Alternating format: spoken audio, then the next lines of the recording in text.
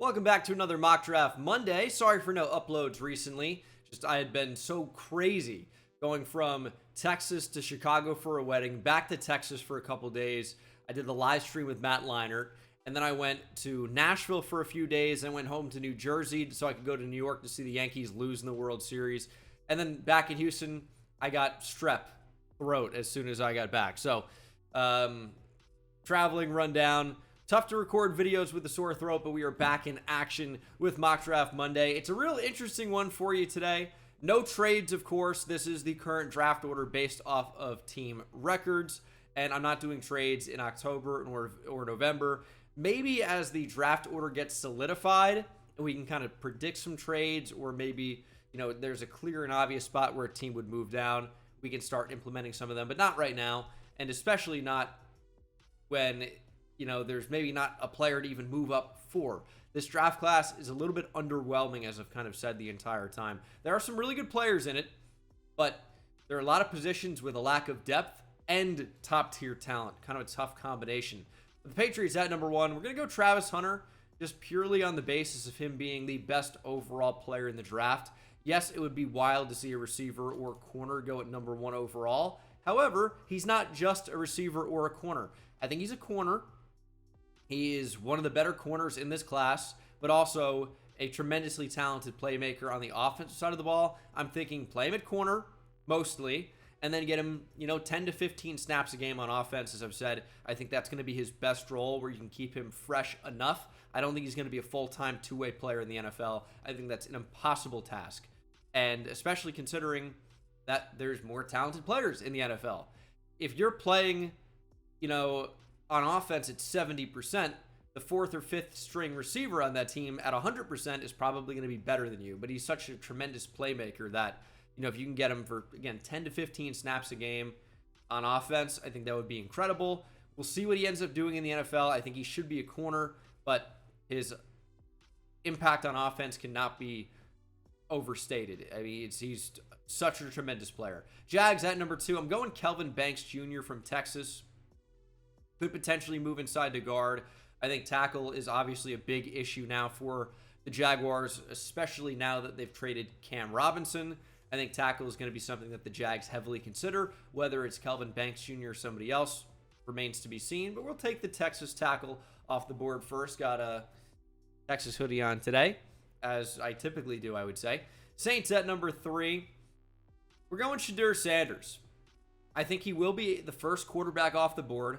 If I had to put a number on it right now, I would put the over-under at 2.5 quarterbacks to go in round 1. I think it's going to be Sanders, Cam Ward, and then an outlier. Maybe that's going to be Jalen Milroe who sneaks in, or Garrett Nussmeier.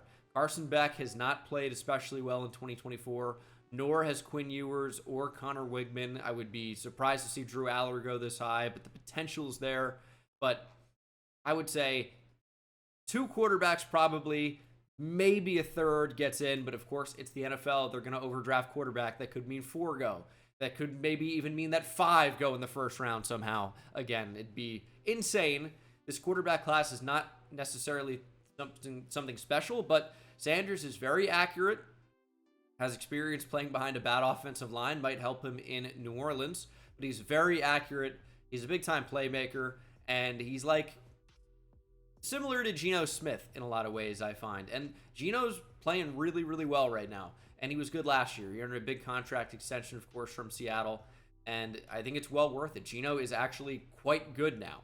Is he a top 5 quarterback? No, but, he's fringe top 10 or 15. And, are there even 15 good quarterbacks in the league? It's another conversation. But Geno has definitely been quite good, I would say. Panthers at 4. We're going to go Abdul Carter. This is the lowest we've actually had the Panthers drafting, I would say, in quite some time. Abdul Carter continues to get better and better and better. He's a linebacker that's moving to a full-time edge rusher, and as he's continued to get more snaps, more reps, purely off the edge, he's been better and better and better, and the athleticism is top tier. Browns at 5. This was kind of a tough spot for me. Ended up settling on Tedero McMillan from Arizona. T-Mac has the size that you look for. He is very solid after the catch, 6'5", 212.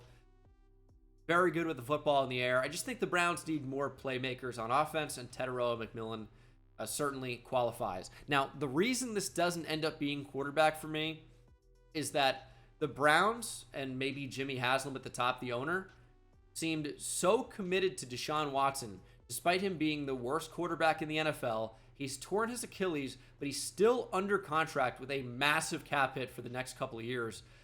I don't think the Browns are going to look to move off that contract if they haven't, done anything already. They wouldn't even bench Deshaun Watson despite his terrible play.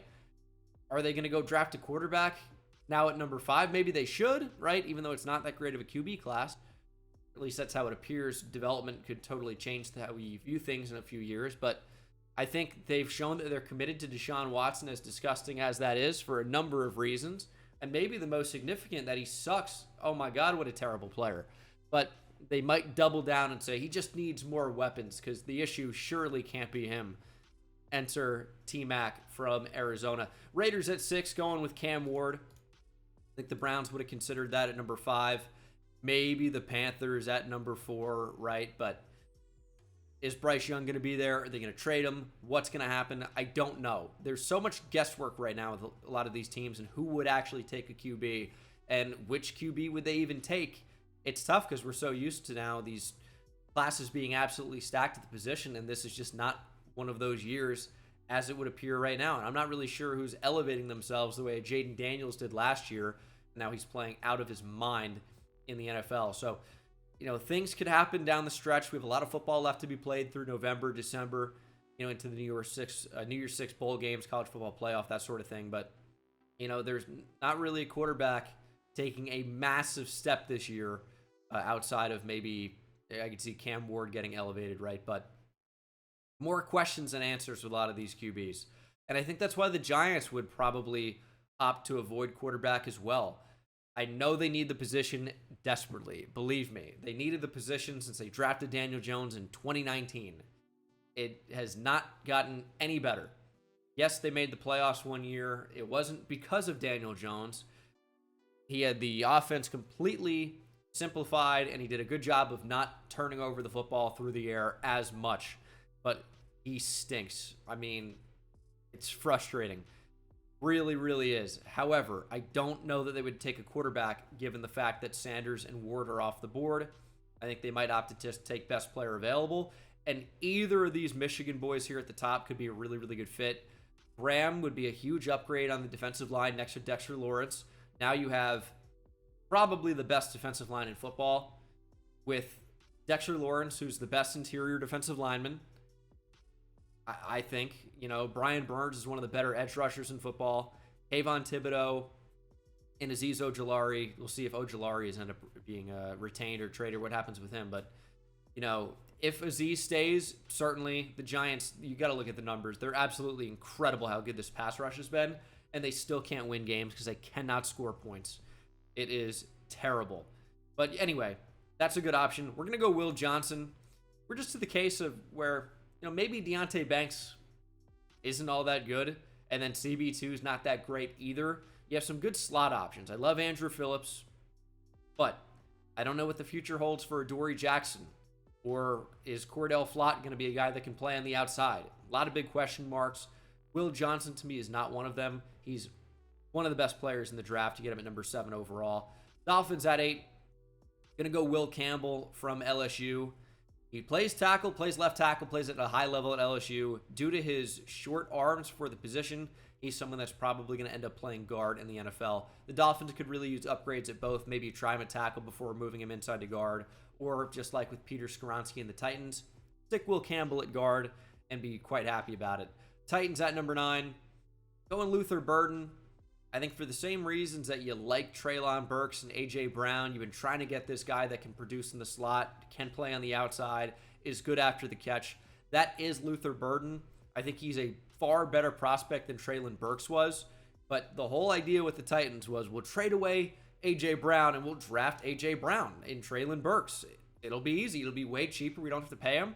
And then you have, A.J. Brown's an elite receiver. Treylon Burks is not. They need more help at receiver, need more playmakers. Luther Burden, instantly becomes one of the better playmakers on that entire team. Jets at 10.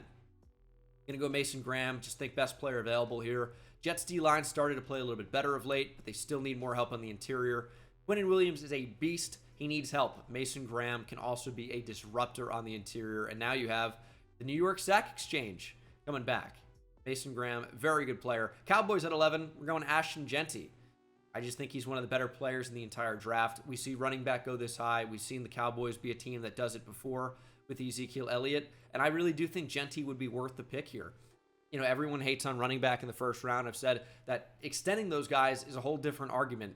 But if you can get 4 years guaranteed, right, of their prime, plus the 5th-year option, you don't need to worry about an extension, right? You can just draft a player and get elite play for 4 or 5 years.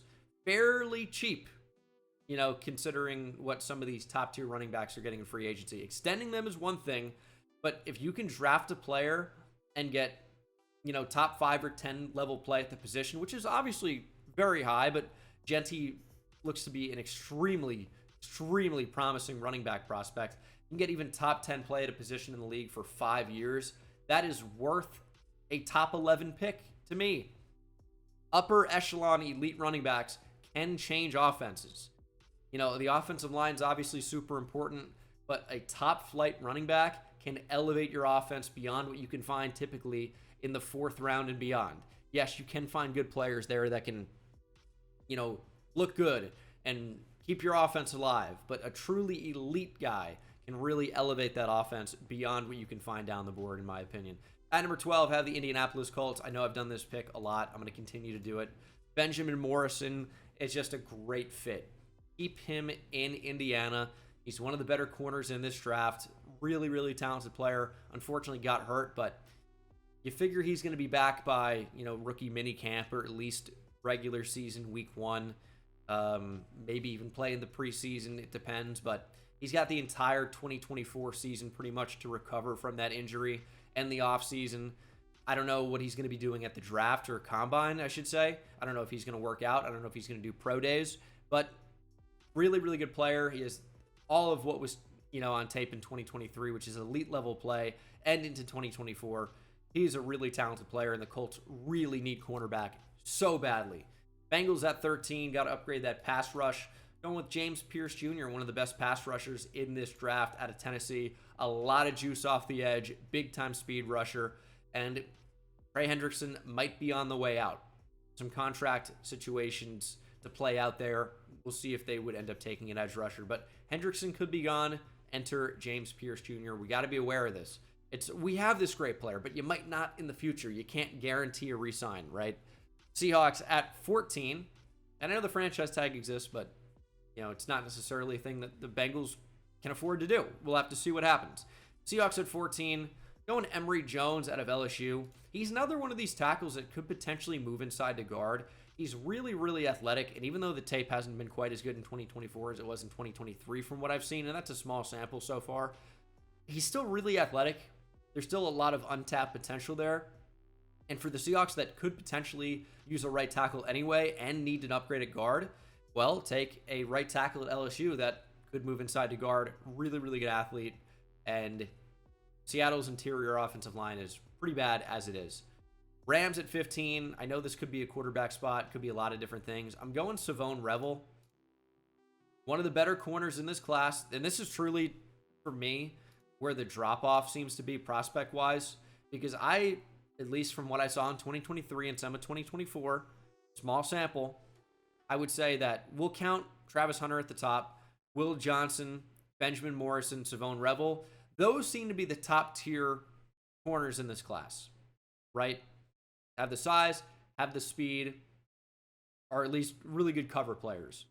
Not all these guys can tackle, but after that, who can I really trust to be a future CB1 type player? I don't know, and I love Jahdae Barron. Denzel Burke was better last year than he's been this year. Sicario Davis has some things that you like, but I think there's a pretty significant drop-off after those first 3 or 4. And even though I don't think Revel's on the same level as Will Johnson, right? I think he's closer to those guys than he is to Denzel Burke. So this is a really good player that you're getting at 15, and the Rams' depth at corners is not very good. Bucks at 16, going Nick Scorton from Texas A&M. Very young. I think he's only about 20 years old. Transfer from Purdue. Led the Big Ten in sacks last year. Has played really well for A&M this year. And the Bucs could just use more help off the edge. 49ers at number 17. Going Cam Williams from Texas. Cam Williams has a ton of potential. He's got very good size, very good athleticism. Is still very raw, very young, and he needs some development. That's why the 49ers is the perfect place for him. I just talked about the drop-off at corner. I'm not really sure that you'd be taking a corner here, but getting a developmental tackle in Cameron Williams that is not forced to play as a rookie, and then to end up learning from and taking over for Trent Williams in the future, that feels like a really, really good fit if you can afford to be patient for a year with a first-round pick, which you should be able to, because you still get them for another 4 years with a fifth-year option. You don't need to be like, okay, we need an impact player right now. We can afford to swing and miss. Take somebody you can develop and, prolong your success potentially, especially a tackle. This is a really, really expensive position to pay in free agency. And we know Trent Williams is not going to be able to play forever, right? He's into his mid-30s, still great. How long does he have left? It's hard to say. Bears at number 18. I am going back to the well. I've done this a million times. Jonah Savaiinaea is how you say that. Savaiinaea. I've got it down. I've got it down on lock. Savaiinaea is someone that's played really, really well this season, was good last year, is probably going to move inside to guard. That feels like exactly what the Bears are looking for. Really good player. I think you've got somebody that can compete, be a starter right away. Could potentially stay at tackle as well, and that's not something the Bears might be ignoring. Could just be a good fit there all the way around. Broncos at 19. Going Isaiah Bond from Texas. Hook 'em. For me, Bond is definitely the fastest receiver in this class, I would say, but is also a good route runner with decent hands. Has been a little bit banged up. Haven't seen him as much this season as I would want, but when he's been on the field, he's been very, very good. And I think he's going to be back against Florida. Might see a big game for him. And it's tough to evaluate receivers in this Texas offense because Texas does not push the ball down the field at all. Their quarterback's deep ball is disappointing.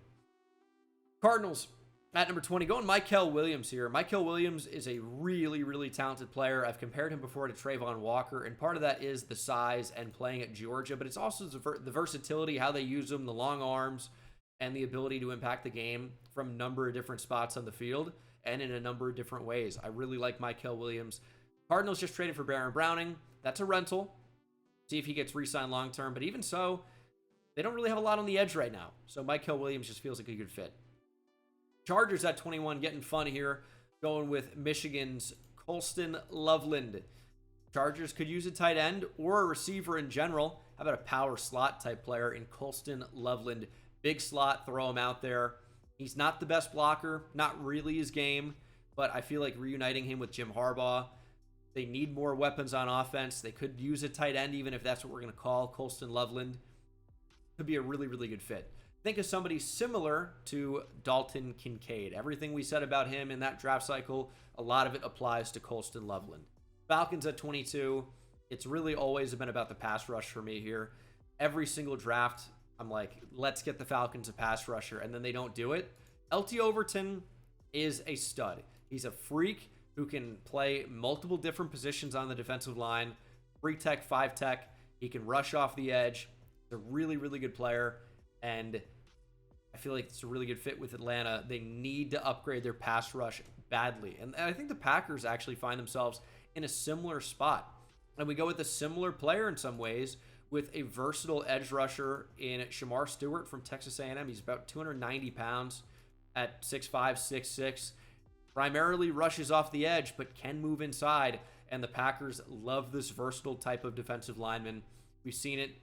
These freak athletes with, size like Rashawn Gary that rushes off the edge, like Lucas Van Ness, who they drafted, I think, top 15. And now Shedeur Stewart enters the picture. They got to upgrade that pass rush. Seems like they keep taking pass rushers, and it just doesn't seem to ever impact their pass rush somehow. I don't really know how that's happening, but Shedeur Stewart is another swing there, and hopefully a hit there if you're a Packers fan. Ravens at 24.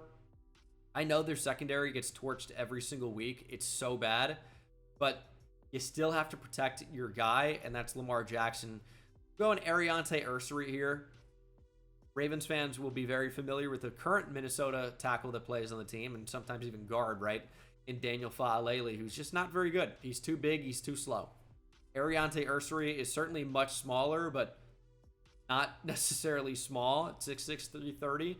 Just that Faalele is so big and so slow, you can't rely on him in any way, shape, or form. And I don't know what the future holds for Roger Rosengarten.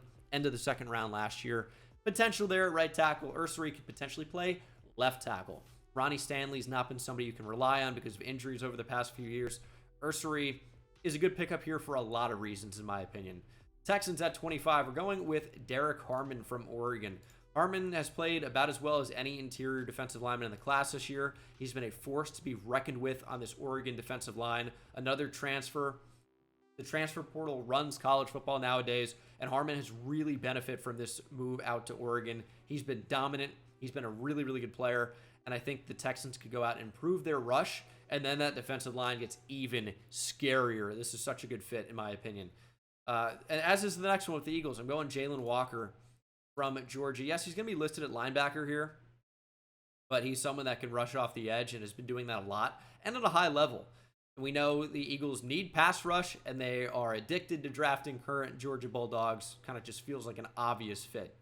I know Nolan Smith is there. You just got a lot of aging edge players, and Jalen Walker offers you a cheap 4 or 5 years and great athleticism and clearly a program that you're familiar drafting from, as Howie Roseman's done it time and time again. Steelers at 27. I'm going to Emeka Egbuka.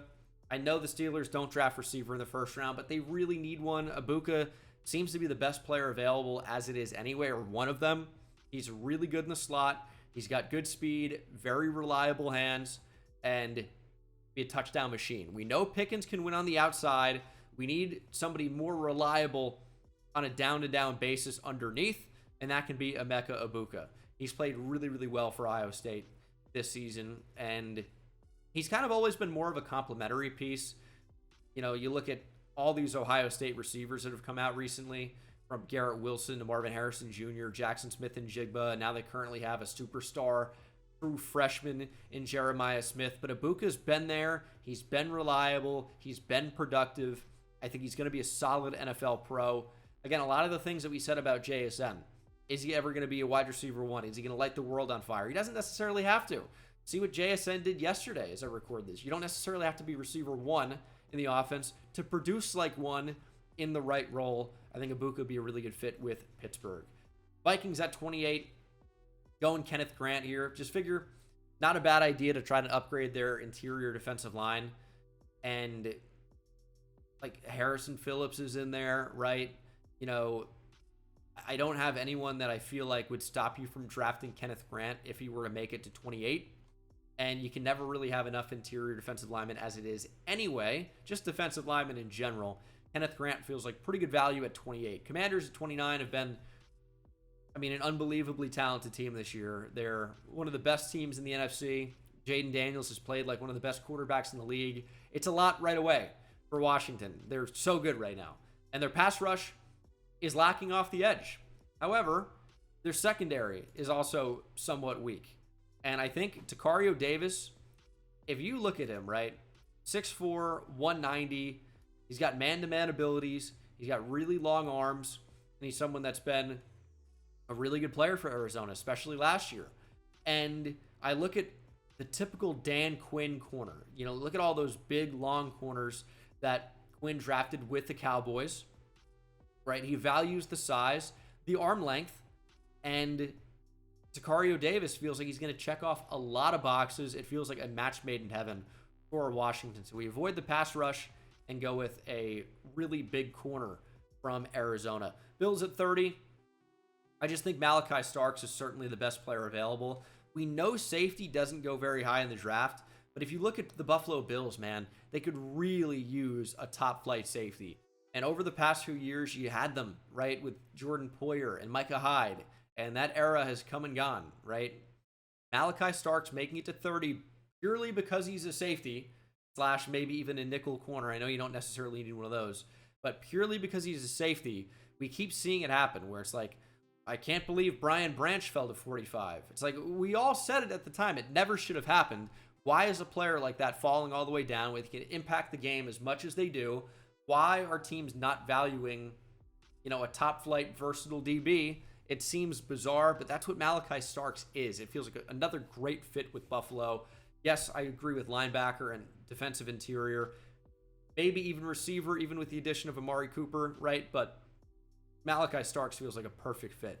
Detroit Lions at 31 continues to be edge for me. It's kind of like pick your poison here. There are a lot of really good edge rushers that I could see being in the conversation to go here. Going Donovan Ezeraku from Boston College to mix it up. He's been extremely productive this year, someone that has exploded onto the scene in 2024, and it could be worth some first-round consideration. Now, the big knock on him is going to be that he's undersized to be an NFL edge rusher at 6'2", 247. See what the arm length comes in at. That's going to be important to a lot of teams that have, their different thresholds on measurables that they look for. But Donovan Ezeraku's been really, really good this season, and that could elevate him into the first round. As we finish things out with the Kansas City Chiefs, I could see linebacker, I could see tackle, I could see corner maybe even, but throwing tight end. Tyler Warren has been one of the best tight ends in football this year. I think when you look at tight end, you look at Colston Loveland, Tyler Warren, Gunnar Helm to me, Harold Fannin. Those guys have been better than the rest. Fannon's kind of more of like that H-back type guy. He's undersized, but he's been dominant at Bowling Green. But he's not going to be a true inline tight end, I don't expect. Maybe he gets up, beyond 230 pounds, but it's fairly light to be an inline tight end in the NFL. Tyler Warren does not have that same problem. He's 6'6", 261. Gunnar Helm, another one with some great size at 6'5", 250, has played really, really well. I don't care about the PFF grades, right? But Warren has been a monster at Penn State this season. Can block, especially at 6'6", 260. Travis Kelce, you got a plan for after that.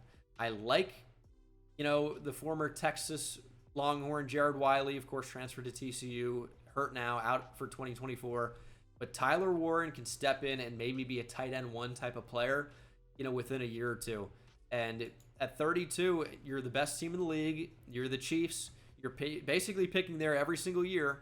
Why not get a player that can come in and be an awesome tight end too right away, and then take over for your Hall of Fame, one of the best tight ends ever in Travis Kelce. Big shoes to fill, but he might be able to do it. That is Mock Draft Monday. Thank you guys so much for watching. Hope you enjoyed, and I'll see you in the next one. Take it easy.